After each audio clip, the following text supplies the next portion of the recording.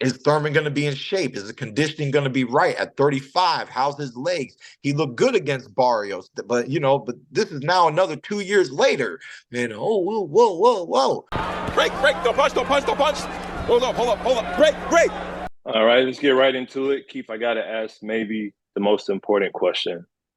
Are you still playing the flute? And if so, when is the album dropping? Well, my daughter kind of dropped it. It's around. I don't really get the time to play it that much. I kind of lost touch with that instrument. But, I'm doing other things. I still tap into yoga. I got my meditation, my breath work practice. But it's funny that you brought up the flute, man, because it really does exist. It's literally right here. It really does exist. You know what I'm saying? Nice. This really goes way back, man. This is, I'm glad. Yeah. I'm a little sad the eagle got broken off, but overall, it still works. I don't even know if this is not like a true flute either. I don't even know what it would be called, man. But it's real. Let's play something. Go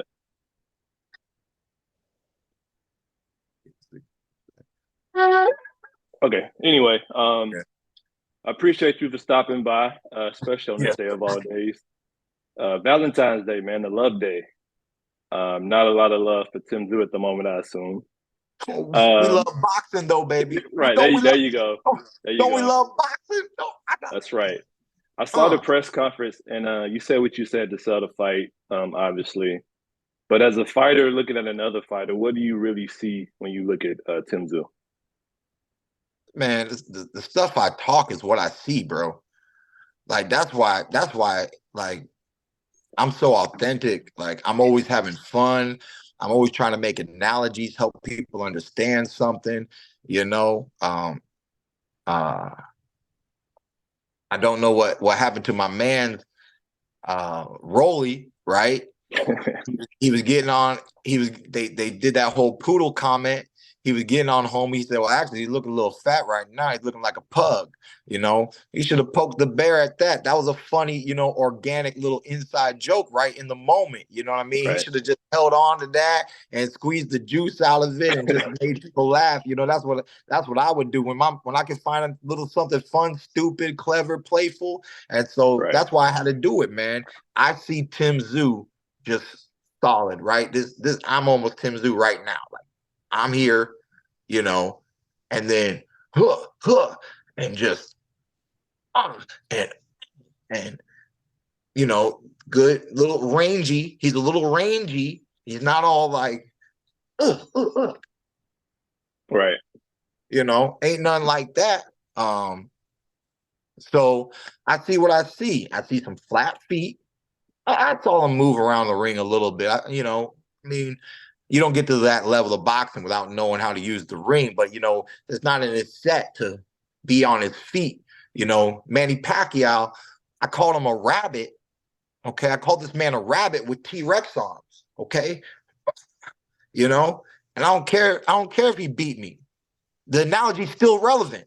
You know what I'm saying? Keith, what about that fight, that Pacquiao fight? You refer back to it a lot in other interviews. It meant a lot to you. Why that fight in particular?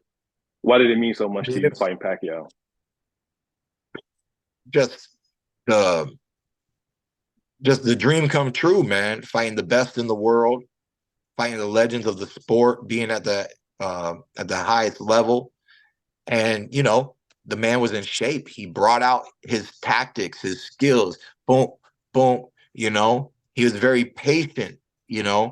I didn't fight the young Pacquiao. The young Pacquiao would have took even more chances. The young Pacquiao would have been easier to hit, So at the end of the day, they put a real good game plan together for Keith Thurman. I've never seen a lot of people put together solid game plans to fight me. I can tell you throughout the amateurs, a few people, because I fought him like 3 times and I still beat him the 3rd time, but he was so close to beating me because him and his father, who was training him, they really put together a game plan. They said, we're getting ready. Everybody at this tournament, we're fighting Keith Thurman and Keith Thurman only. So when I stepped in that ring, they really had a strategy. I still pulled it out by a fingernail, but That's the thing. When people, the more prepared people come, the more challenging it is. It's like a coach who is a national team, basketball, football, whatever. They're going over the other team's plays. They're going over how often they like to do certain plays. What happens when they get in this position, what you should look out for, what their trick plays are, what their trick moves are, So when I went to study Tszyu, I saw a very fundamental boxer. Tough, good right hand, good body shots, strong pressure fighter, very fundamental, reminds me of a Mexican. Okay. So if that's what it reminds me of, somebody who's had over 100 fights since he was a kid, then, it is what it is, and we say styles makes fights. Triple G was the first white guy on TV probably to tell the whole world, I fight Mexican style. Yeah, watch me fight. I fight Mexican style. He did say that. Some Mexican fans cheer for me now. Who cares? Who cares? Look at my style. I'm just like you. Come on, let's have fun. Let's drink and this and that. Go watch the fight, guys. Go watch the fight. Enjoy. You like boxing. I know you like boxing. Watch my boxing. It's Mexican style. Right. There's nothing wrong with having a Mexican style. I know that. Right. But Tszyu said, oh, we studied Keith and we've done this and that. And I said, well, if you really studied me, I never lost to that style, And so, of course, the banter, he wanted to speak. I wanted to let him speak. Nobody wanted to hear him speak. It didn't matter. You know what I'm saying? So at the end of the day, I just wanted to have the fight before the fight with the man. It's our first introduction. He flew from Australia. You think I'm going to let you waste your time like that? G, you going to come see me? You ain't going to waste your time, man. We're going to make something happen, So I wish he had a little bit more to say. Looking back at it, I could have spent a little bit more time on the mic myself, but I put the mic down. I felt like I said my piece, but it is what it is, man. I think it's a great matchup because of the styles, because he's going to be pressuring me, because I have the athleticism to use the ring. But is Thurman going to be in shape? Is the conditioning going to be right at 35? How's his legs? He looked good against Barrios, but but this is now another 2 years later. Whoa. That's just wordplay and anticipation, and we're going to have to, let the talking, put the talking to the side and just let the performance speak for itself. But that's what camp's all about. We're working hard. We're dedicating ourselves daily to the regiment and just going to do our best to showcase our skills and talent once again and punch our way into the 154 division and ask for who's next. Because I don't know. We're not thinking about who's next. We got to deal with Tszyu, and then there's going to be one question for the world. Keith Thurman's here. Who's next? Hey, Keith, speaking about your styles, you like to use your legs a lot, and Tszyu likes the pressure. So you got that contrast. But there's going to come a time in every fight where both of y'all just got to meet in the middle and exchange. What do you plan to do to make sure you come out successful in those moments in the fight? Oh, that's some inside information. We're going to and then we're going to whoop and come back over there and box smart, man. Box smart.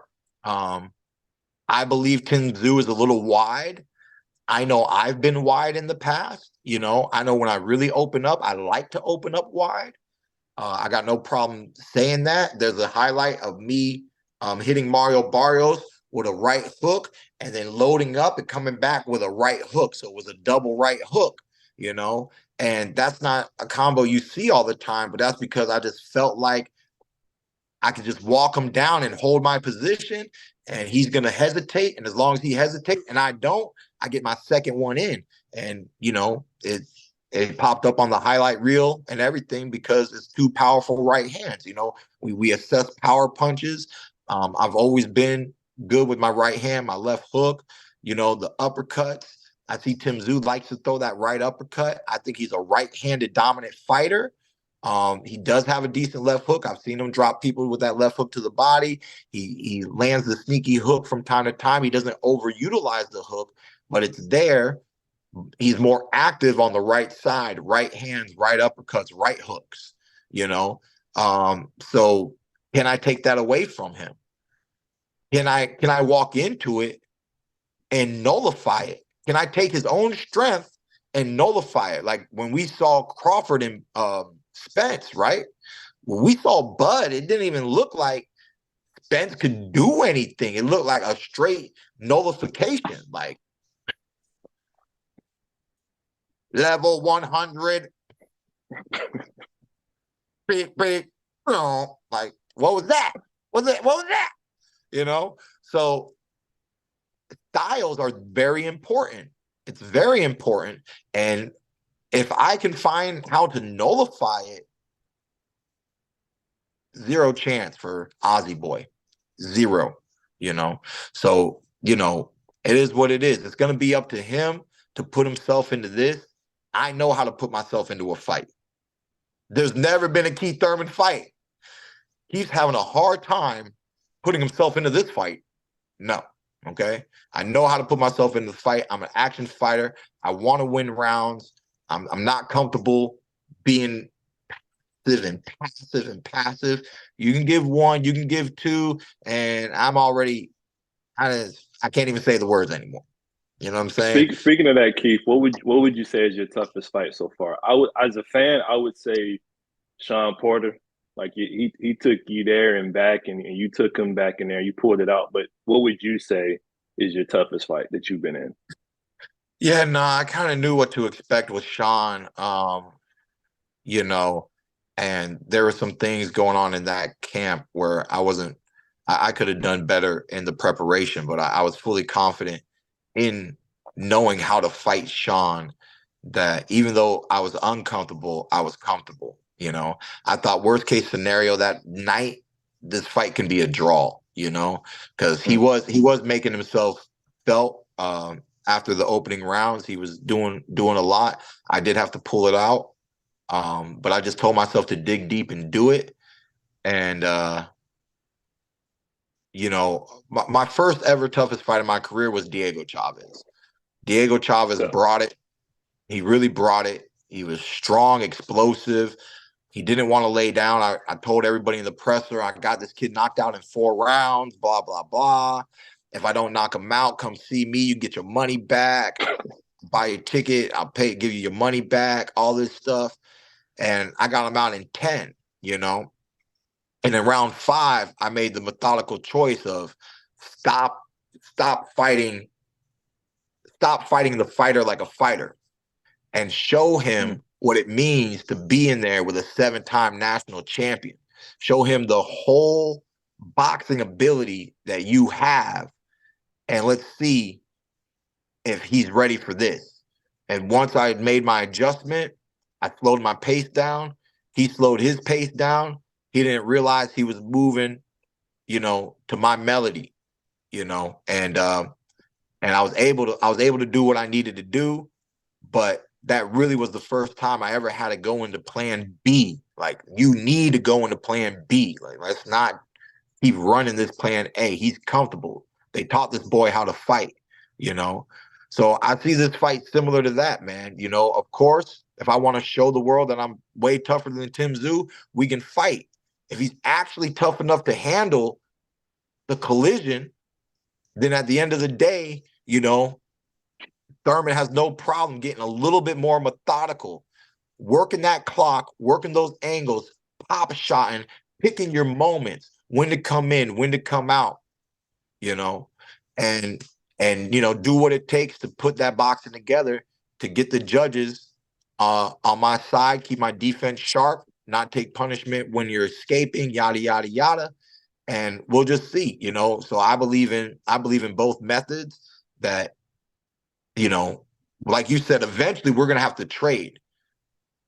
And as long as I can be the one to be a little faster on the inside, read what I need to read, and get the betterment of the exchanges, then, that's what we're going to be looking for. We know he's coming to fight.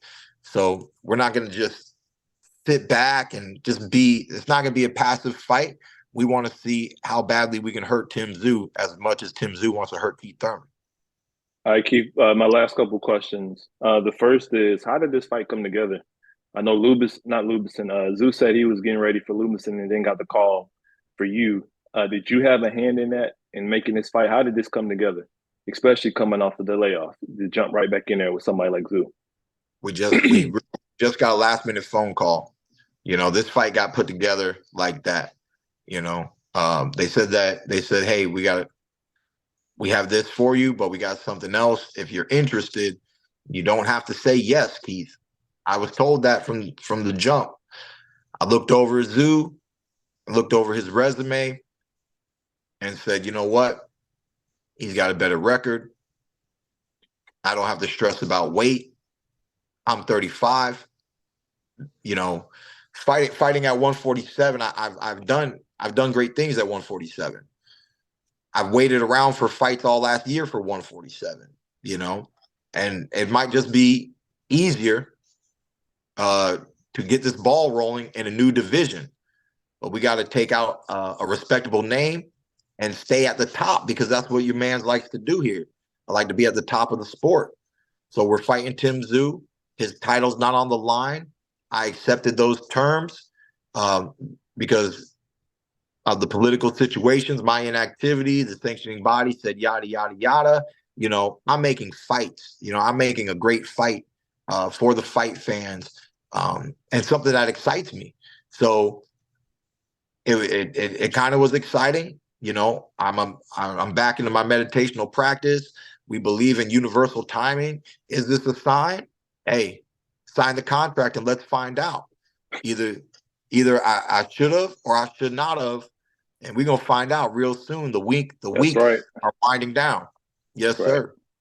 I'm looking forward. Who would you say you're a fan of in boxing, men and women, just in general? Who do you see has a fight on the calendar? You say, you know what, I'm gonna check that one out.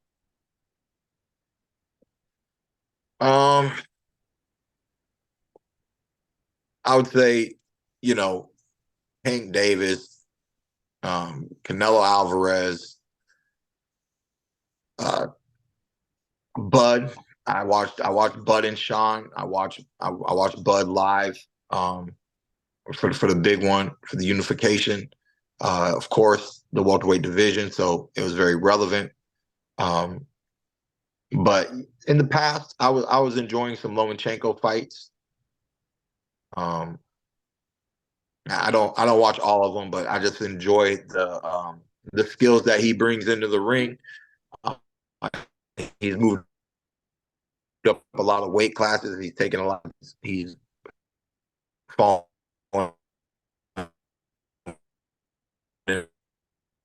Breaking up just a little bit.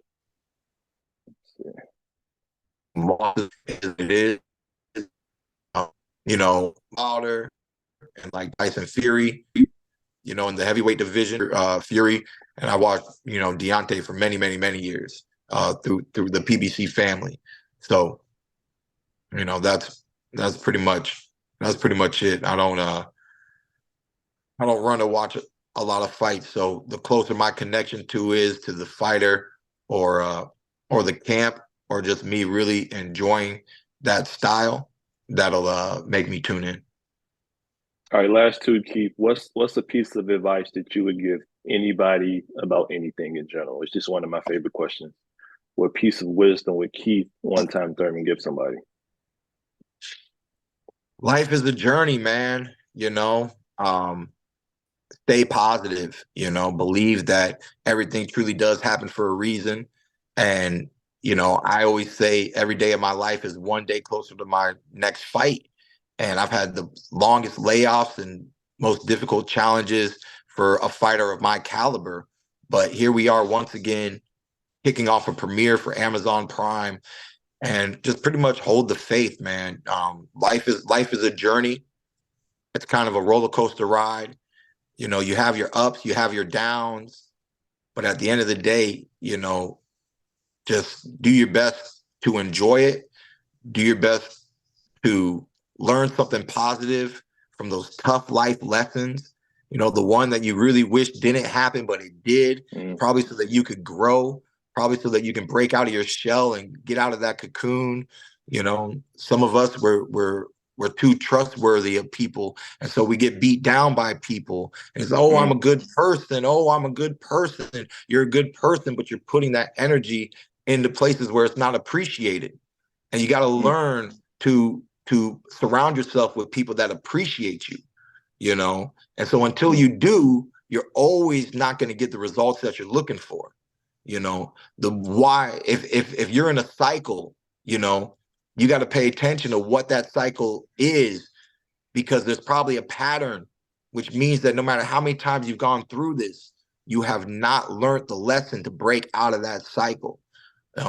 Life in itself is cyclical with time and just processes throughout the day. So at the end of the day, man, just love yourself, love others, forgive yourself, forgive others.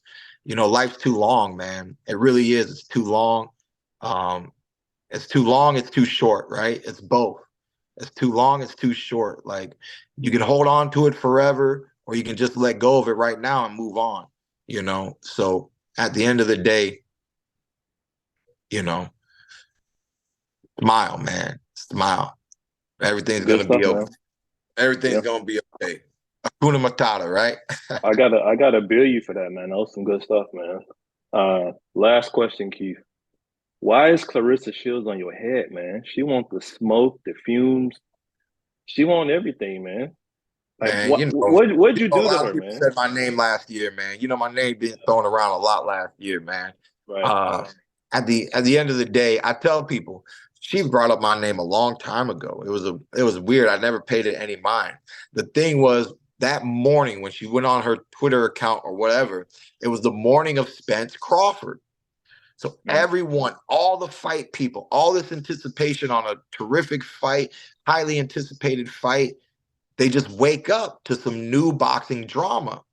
And I walked the little red carpet to go to the fight. And the last person on that red carpet brought up Claressa Shields. Are you aware, Keith Thurman, that Claressa Shields called you out this morning?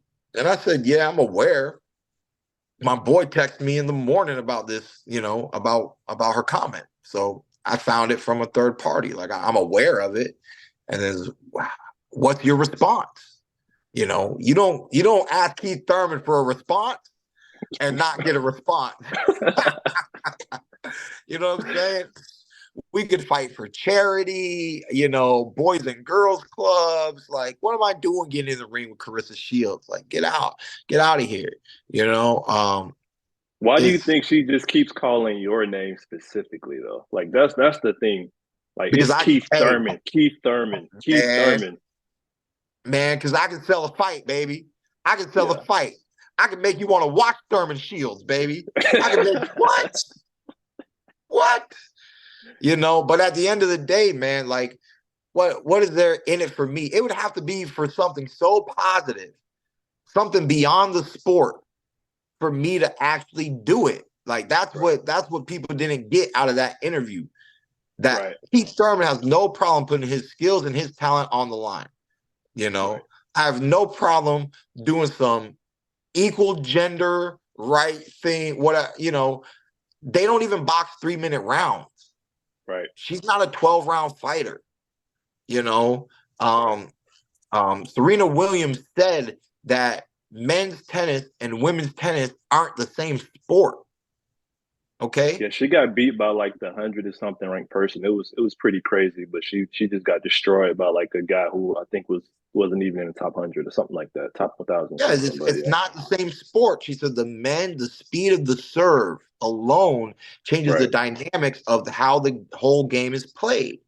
Right. And so, you know, I mean, boxing is boxing. You know, it is what it is. It's not, you know, I mean, shoot, on some what? On some Jake Paul undercard at the circus? Like, you know what I mean? Where boxing is not boxing, it's just boxing because it's boxing, you know, like it's that's what she wants, you know. I mean, you know, it is what it is. I still have true love and dedication for the sport. I'm just a purist in that attribute, you know. I think it's really hard for the women. They don't have enough competition.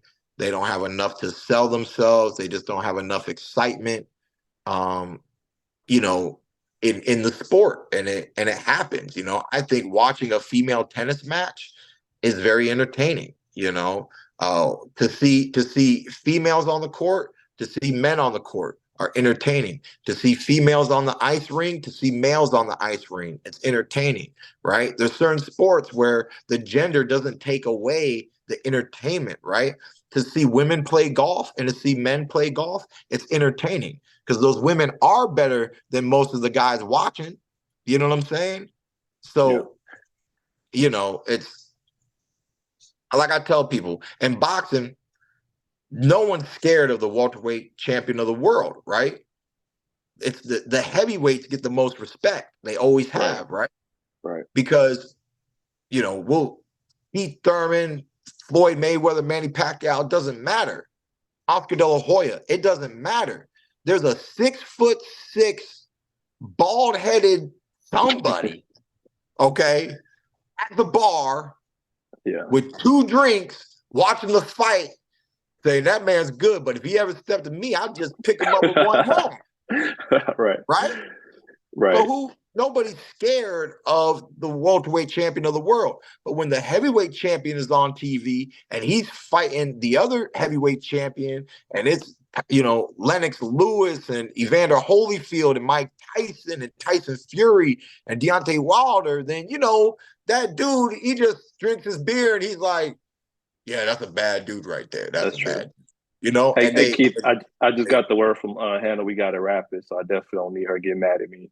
But man, appreciate your time. Good luck to you, man. Hopefully, man, I'll get to chop it up with you in the future, man. But again, really appreciate you taking the time to meet with me today, my man.